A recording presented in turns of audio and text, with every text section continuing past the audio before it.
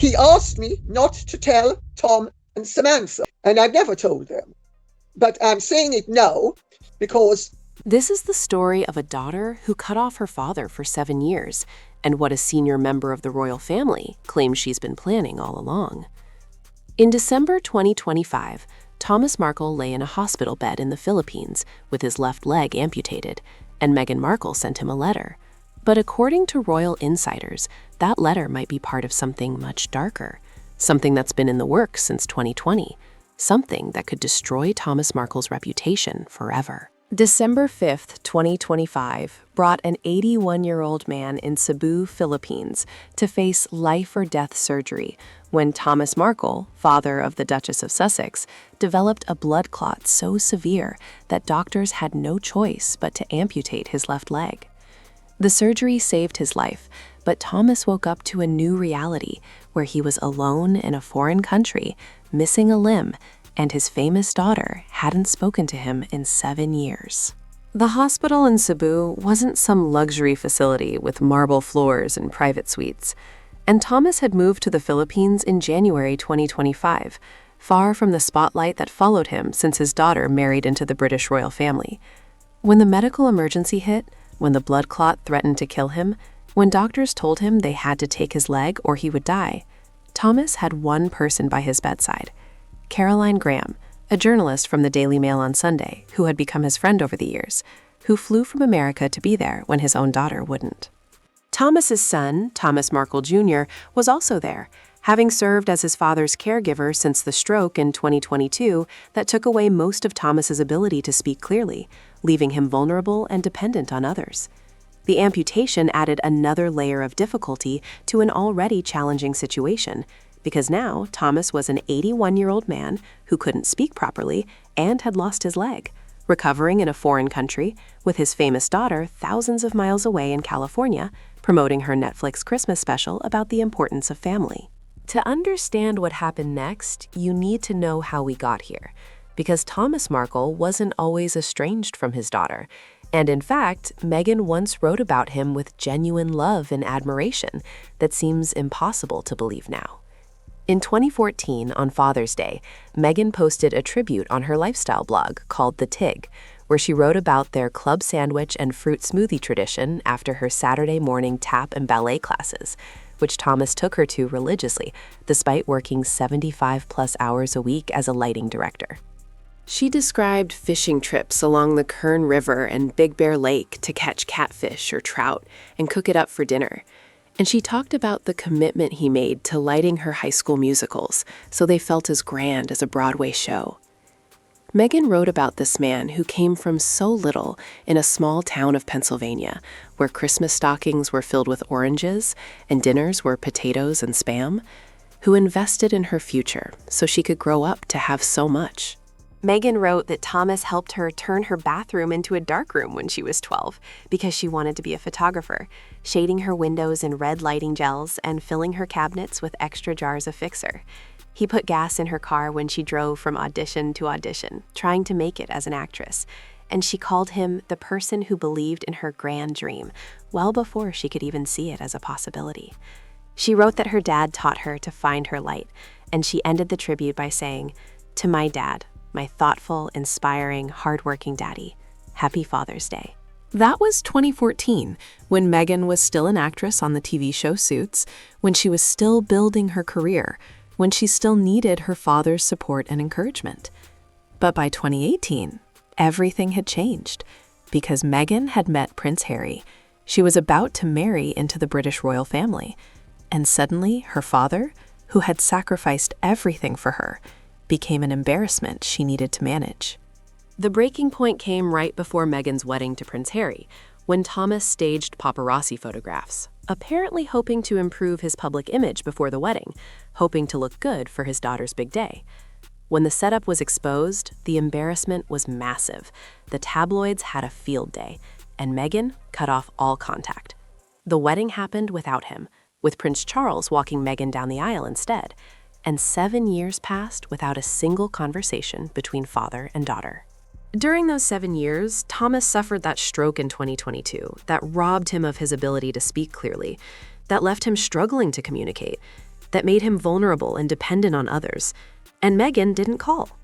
He struggled financially, unable to afford proper medical care, unable to pay his bills, and Lady Colin Campbell, a royal commentator, organized a crowdfunder to help pay his medical bills because his famous, wealthy daughter wouldn't help. Thomas moved to the Philippines in January 2025, partly because he couldn't afford to live in America anymore, and Meghan didn't reach out. On December 10, 2025, 5 days after Thomas's leg was amputated, something unexpected happened when the president of the hospital walked into Thomas's room with her lawyer, and Thomas was in the middle of a physiotherapy session, trying to learn how to function without his leg. Caroline Graham, who was present, covered his amputated leg with a sheet to preserve his dignity, but dignity was about to become a secondary concern.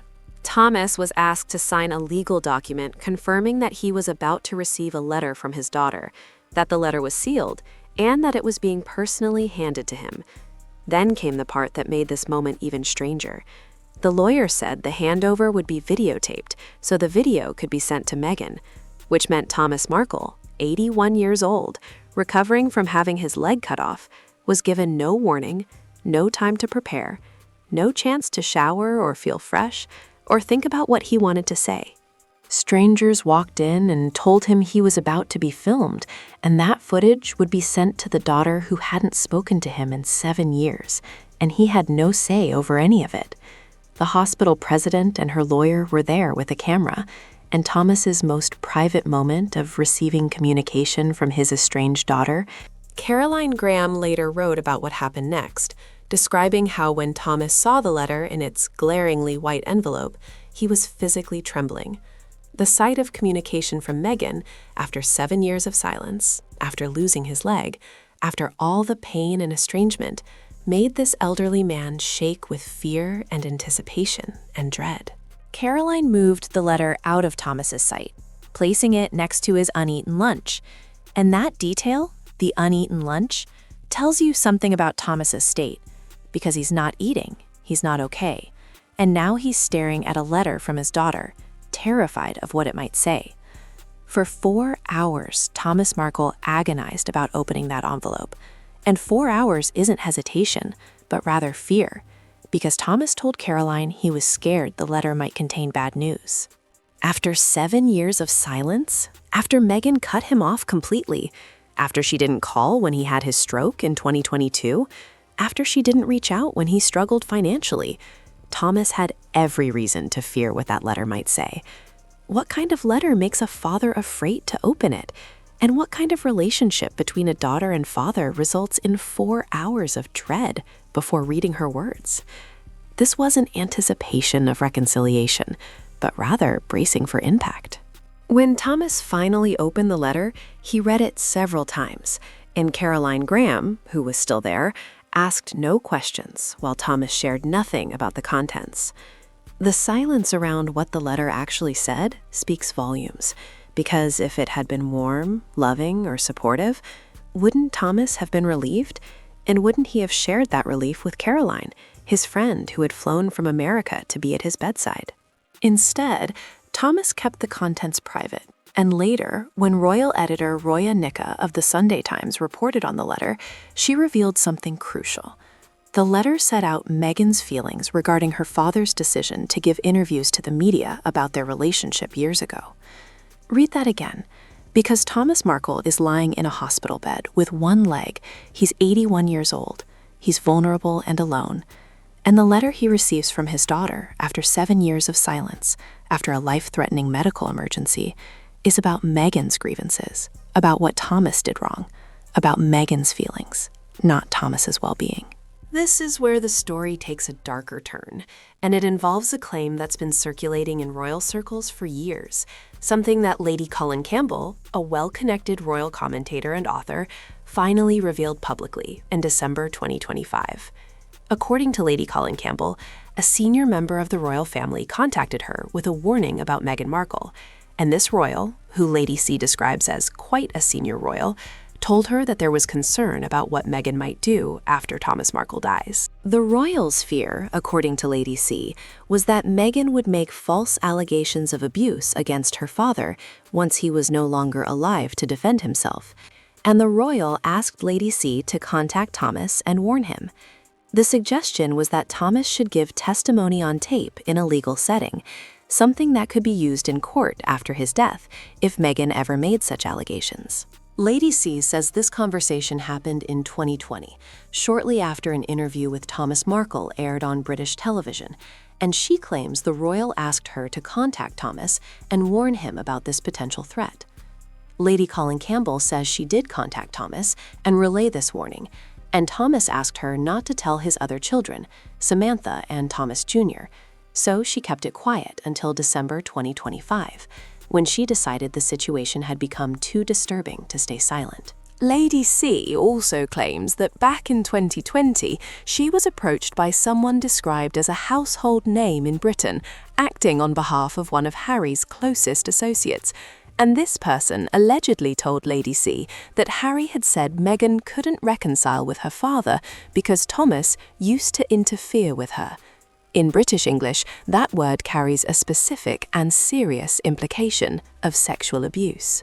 Lady Colin Campbell says she exploded when she heard this, and she immediately contacted her American and English publishers because she was writing her book about Meghan and Harry at the time. Lady C says she knew the allegation wasn't true, pointing to Meghan's own public statements about her father, including that 2014 Father's Day tribute and a speech Meghan gave at the United Nations, where she spoke glowingly about Thomas championing her as an 11-year-old. Lady C claimed she then contacted Thomas Markle directly and asked him about these allegations, and according to her, Thomas confirmed that none of it was true and was absolutely horrified that such a thing would be suggested. Lady Colin Campbell has stated publicly that she would fly anywhere at her own expense to testify in court that Thomas denied these allegations if Meghan ever makes them. It's important to note that Meghan Markle has never publicly made any allegations of abuse against her father, and these are claims about private conversations and concerns expressed by others. But the fact that a royal commentator with connections is willing to go on record about warnings from senior royals suggests that people close to the situation have been worried about this possibility for years. Meghan's estrangement from her father isn't an isolated incident because it's part of a broader pattern that's been documented extensively. Meghan has cut off contact with most of her father's side of the family, and her relationship with her half-sister Samantha has been hostile for years, with Samantha even suing Meghan for defamation. Thomas Markle Jr. has been vocal in his criticism of his sister. But the estrangement extends beyond family, because Meghan has also distanced herself from childhood friends and people who knew her before she became famous. This pattern of cutting people out has been noted by multiple observers and commentators. And what makes the situation with Thomas particularly painful is the contrast between Meghan's past and present. The woman who once wrote so lovingly about her father, who credited him with teaching her to find her light, now won't pick up the phone to call him, even when he's lost a leg. Meghan's spokesperson issued a statement criticizing the Daily Mail's presence at Thomas's bedside, calling it a breach of clear ethical boundaries, and the statement said this made it exceedingly difficult for Meghan to contact her father privately. But critics point out that Meghan could have simply called Thomas directly, because Caroline Graham, the journalist in question, has a phone, Thomas has a phone, and a simple call could have been arranged. Instead, Meghan's first attempt at contact was an email sent to an address Thomas hadn't used in 5 years. And when that failed, she arranged for a letter to be delivered through what her spokesperson called reliable and trusted contacts, which turned out to involve legal documentation and video recording.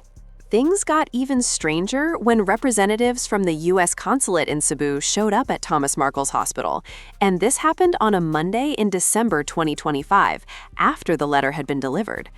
Consular agent Glenn Ivan Loop confirmed that the U.S. Embassy in Manila had requested they visit Thomas, though he declined to give further details. The consular representatives asked Thomas to make a list of people he authorized to receive health and well-being updates from the U.S. Embassy, and the visit raised eyebrows because it seemed coordinated with Meghan's outreach efforts. Thomas Markle Jr. and Samantha both expressed suspicion that Meghan's team had arranged for the government involvement as part of a PR strategy. The timing was certainly convenient for Meghan because she was facing intense criticism for not visiting her father or even calling him directly. The consulate visit, combined with the letter delivery, allowed Meghan's team to brief the media that she had reached out, even though she hadn't actually spoken to Thomas or seen him in person. This situation didn't happen in a vacuum because Meghan was in the middle of promoting her Netflix projects and her lifestyle brand when news of her father's medical emergency broke. She continued posting about her products and her Christmas special, even as Thomas lay in the hospital.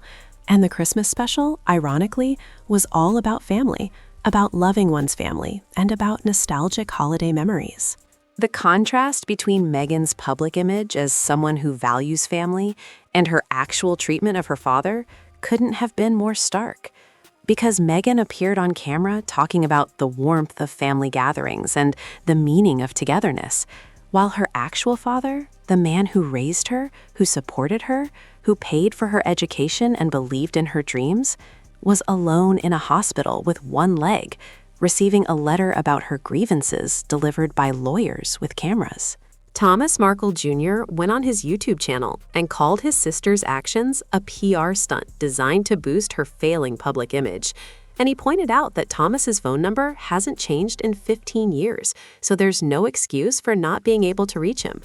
Thomas Jr. vowed that Meghan would not get within 20 feet of their father, saying he would protect Thomas with his life. Samantha Markle was equally critical, posting that reports of Meghan calling hospitals to find her father were bollocks, and suggesting that any appearance by Meghan in the area would be for paid PR purposes.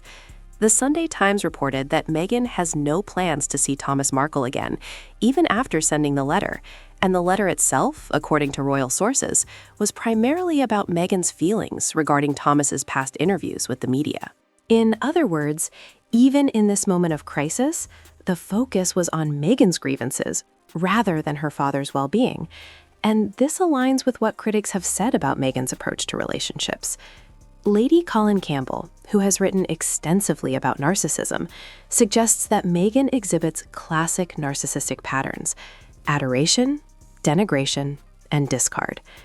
According to this analysis, Thomas is in the discard phase, where he's been written off entirely. The letter, then, wasn't an olive branch, but rather a way for Meghan to control the narrative, because she could tell the media she'd reached out, she could document that she'd made an effort, but she didn't have to actually reconcile or provide meaningful support. The video recording of the letter delivery ensured Meghan had proof of her gesture, even as Thomas sat there trembling and unprepared. Several major questions remain unanswered, starting with what exactly did the letter say, because Thomas hasn't shared the contents, and Meghan's team has only provided vague descriptions. If the letter was truly compassionate and supportive, why wouldn't they want that known? Second, why hasn't Meghan visited her father or even called him directly? Because she has access to private jets, she has the resources to fly to the Philippines, and she could have been there within hours of learning about the amputation. But instead, she sent intermediaries and government officials. Third, what role is Prince Harry playing in all of this? Because Harry met Thomas Markle briefly before the wedding, but never developed a relationship with him. Has Harry encouraged Meghan to reconcile with her father, or has he supported the estrangement? Because reports suggest Harry has been urging Meghan to call Thomas, but she's refused. Fourth, and perhaps most disturbing, is there any truth to Lady Colin Campbell's claims about the royal family's concerns? Because if senior royals were worried enough about potential false allegations to warn Thomas Markle, what did they know or suspect? At the center of all this drama is an 81-year-old man who raised his daughter, supported her dreams, and is now alone in a foreign country with one leg. Thomas Markle has expressed repeatedly that he just wants to see his daughter and meet his grandchildren before he dies. And that's not a complicated request or unreasonable, because it's the basic human desire of a father who loves his child. Thomas told the Daily Mail that he feels sad their family has grown so far apart, and he said he hopes the situation might help tear down the walls between them and bring the family back together. He asked for bygones to be bygones, and that's a man who's willing to forgive. willing to move past the hurt, and willing to reconcile. But reconciliation requires both parties, and based on everything we know, Meghan isn't interested. The Sunday Times reported explicitly that she has no plans to see her father again, which means the letter wasn't the beginning of reconciliation, but rather a box to check, a PR move to manage, and a way to say she did something without actually doing anything meaningful. So, what is Meghan Markle's plan when it comes to her father? And based on the evidence, it appears to be this: maintain distance, control the narrative, and wait. The letter delivery, with its legal documentation and video recording, suggests Meghan is building a paper trail because she can point to these gestures if criticized, but she doesn't have to actually reconcile. The warnings from royal insiders, particularly Lady Colin Campbell's claims about potential abuse allegations, paint an even darker picture. Because if those concerns are valid, then Meghan may be positioning herself to rewrite history after Thomas can no longer defend himself. What we know for certain is this: Thomas Markle raised Meghan, supported her, and loved her, and Meghan once publicly acknowledged and celebrated that love. But when Thomas needed his daughter most, when he was at his most vulnerable, Meghan sent a letter through lawyers instead of showing up herself. Whether that's strategic calculation, emotional inability to reconcile, or something else entirely, only Meghan knows. But for Thomas Markle, lying in that hospital bed in the Philippines, the message was clear.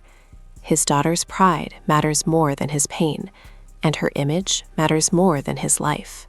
The implications of Lady Colin Campbell's revelations extend far beyond just Thomas Markle's situation, because they suggest a pattern of behavior that's been recognized and documented by people at the highest levels of the British establishment. When a senior member of the royal family takes the extraordinary step of contacting a royal commentator to warn about potential false allegations, that's not casual gossip or speculation, and that's not someone with an axe to grind making things up. That's someone with insider knowledge, someone who has observed Meghan's behavior up close, someone who has seen patterns that concern them enough to break protocol and reach out.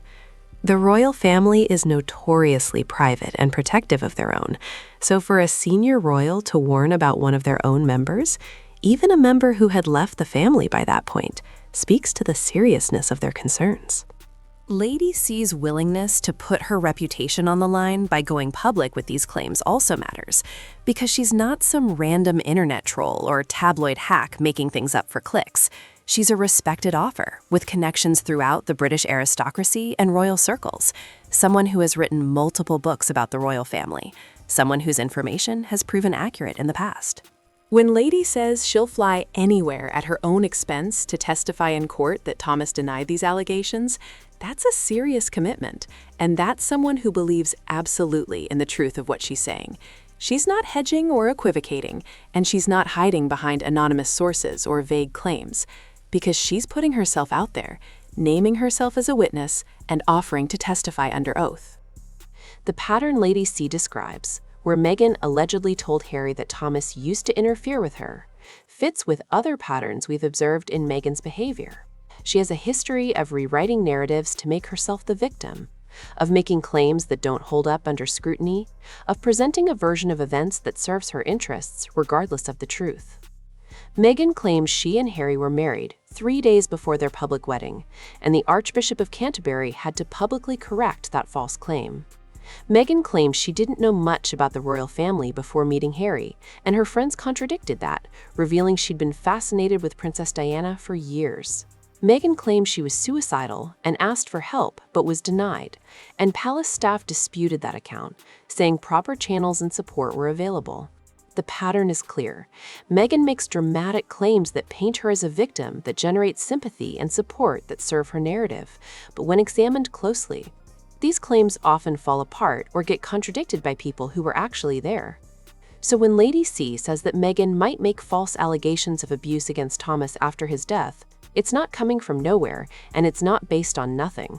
It's based on a pattern of behavior that's been observed by multiple people over multiple years, including people within the royal family itself.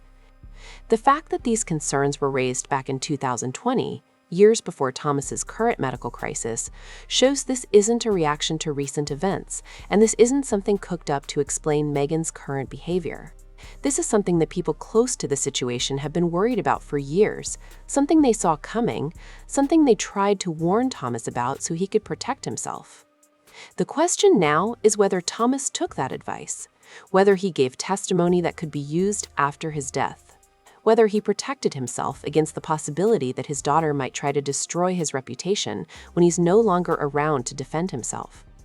Thomas Markle Jr.'s protective stance, his vow that Meghan won't get within 20 feet of their father, takes on new meaning in light of these revelations. Thomas Jr.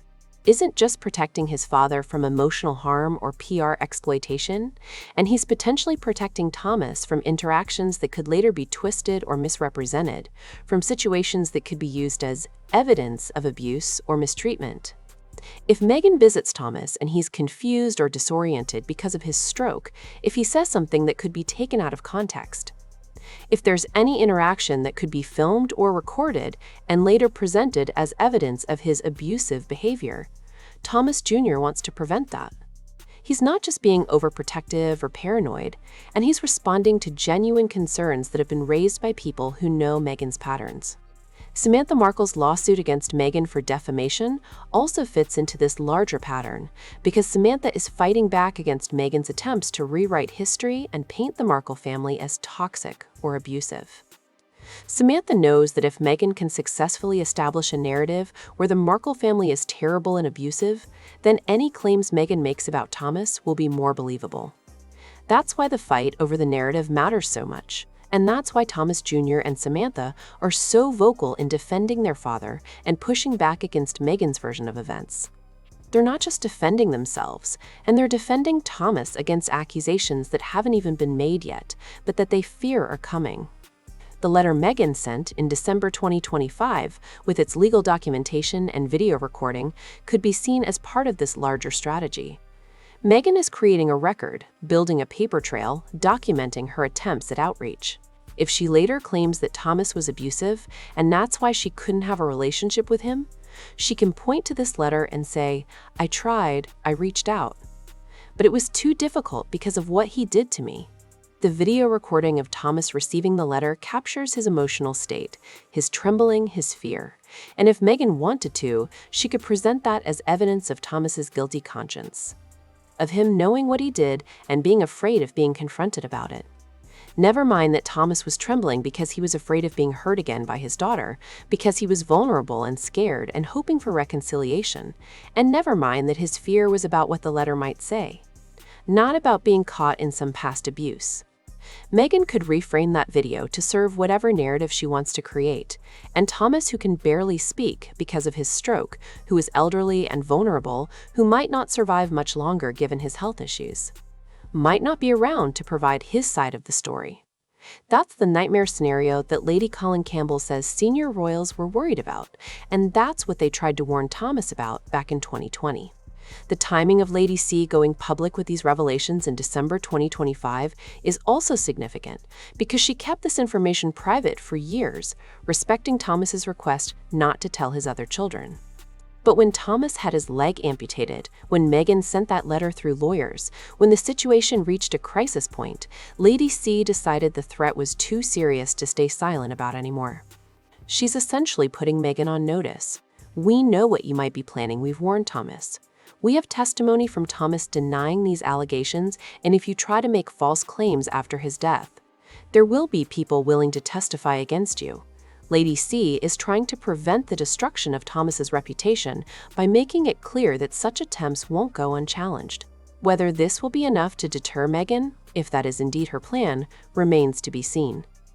But at minimum, Lady C has created a public record of these concerns, a record that predates Thomas's death, a record that can be pointed to if Meghan does make allegations later. She's trying to protect Thomas in the only way she can, by exposing the potential plot before it can be fully executed. For Thomas Markle, lying in that hospital bed in the Philippines, the situation is almost unbearably tragic. He's an 81-year-old man who raised his daughter, who sacrificed everything for her, who loved her unconditionally, and who now faces not just abandonment, but the possibility that after his death, his daughter might destroy his reputation with false allegations he can't defend against. He's lost his leg. He's lost his ability to speak clearly. He's lost his financial security, and he might lose his reputation and legacy as well.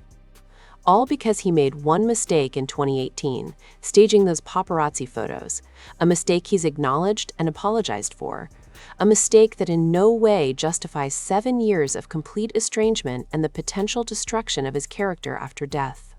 The secret plot that Lady Colin Campbell has exposed isn't just about one letter or one hospital visit, and it's about a long-term strategy to control the narrative, to position Meghan as the victim to justify the estrangement, and potentially to make allegations that will be impossible to disprove once Thomas is gone. It's calculated, it's cruel, and according to people at the highest levels of the British establishment, it's exactly what they feared Meghan might do.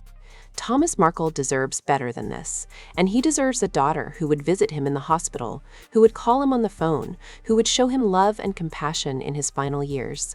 Instead, he has a daughter who sends letters through lawyers, who documents everything for potential future use, and who, according to royal insiders, might be planning to destroy his reputation after he's gone. That's the shocking truth that the royal family tried to expose that Lady Colin Campbell has now made public, and that Thomas Markle is living with every day as he recovers in that Philippines hospital, wondering if his daughter will ever show him mercy or if the worst is yet to come.